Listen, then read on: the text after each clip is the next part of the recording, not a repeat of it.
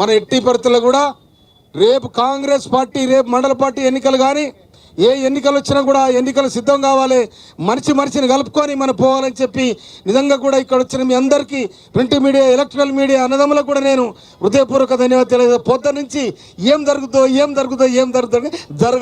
జరిగింది, మంచి జరిగింది. మీ అందరికీ కూడా నేను జగ్గన్నకు నేను కృతజ్ఞత ధన్యవాదాలు తెలియజేస్తా ఉన్నా.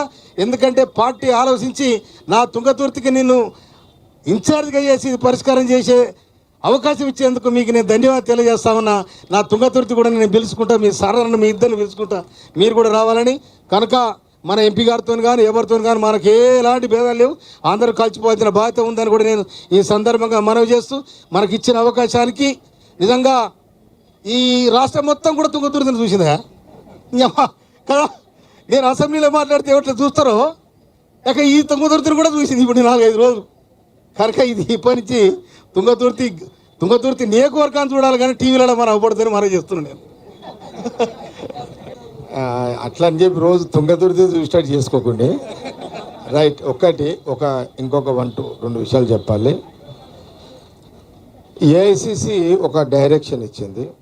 డైరెక్షన్ ఏంటంటే 3 సంవత్సరాలు ఎవరైతే కంటిన్యూగా పార్టీలో ఉంటారో వాళ్ళకు పార్టీ ప్రెసిడెంట్ ఇవ్వాలన్నది ఒక